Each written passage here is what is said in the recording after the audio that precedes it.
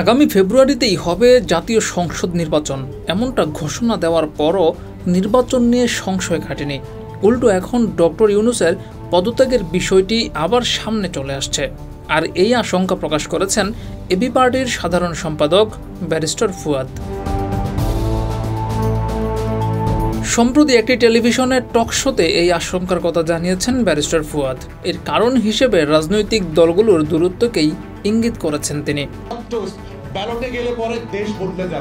ফেব্রুয়ারিতে এই নির্বাচনের ঘোষণাকে স্বাভাবিকভাবেই নিয়েছে রাজনৈতিক দলগুলো, তবে তার আগে কয়েকটি বিষয় নিয়ে দাবি তুলেছে জামাত এবং এনসিপি, যারা শেখ হাসিনাকে বিদায় করার নেপথ্যে বড় ভূমিকা রেখেছে।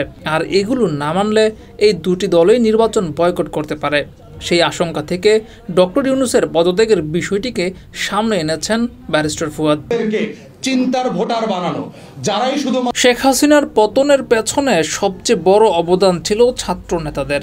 তাদের নিয়েই গঠিত হয়েছে এনসিপি। সেই এনসিপি দাবি তুলেছে জুলাই সনদের আইনি স্বীকৃতি দিতে হবে এবং সেটা অন্তর্বর্তী সরকারকেই। যদি সেটা না করে তাহলে তারা নির্বাচনের আগে কর্মসূচি দিতেও বাধ্য হবে। একই সঙ্গে তারা নির্বাচন বয়কটও করতে পারে। অন্যদিকে পিআর পদ্ধতিতে নির্বাচন দাবি করেছে জামাত ইসলামী এবং চরমোনাই।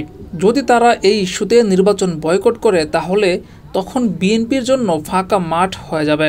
কিন্তু সেই ফাঁকা মাঠে গোল করাটা বিএনপির জন্য কি আদৌ সম্মানের হবে কিনা সেই প্রশ্ন তুলেছেন ফুয়াদ।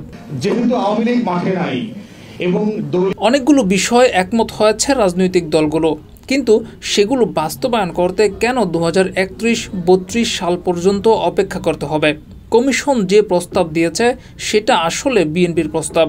ইতোমধ্যে আমরা যেগুলোতে একমত হয়েছি সেটার জন্য আমি কেন 2031 সাল পর্যন্ত অপেক্ষা করব? সেটা কেন 2026 সালেই হবে না? এমন প্রশ্ন রাখেন ব্যারিস্টার ফুয়াদ। 10 থেকে 20% বেশি বাংলাদেশে ভোট পড়তো না। ফুয়াদ বলেছেন, যদি নির্বাচন সুষ্ঠু হয় তাহলেও বিএনপির একতরফা জয়ের সম্ভাবনা রয়েছে। কিন্তু জুলাই অভ্যুত্থানের বড় দুটি শক্তি যদি নির্বাচন বয়কট করে তাহলে সেই দায় তখন অন্তর্বর্তী সরকারের উপরেই আসবে। সেই দায় হয়তো নিতে চাইবে না ডক্টর ইউনূস। তখন তিনি নির্বাচনকালীন সরকারের কাছে দায়িত্ব বুঝিয়ে দিয়ে পদত্যাগ করতে পারেন। জিয়াউর রহমান, যুগের চিন্তা।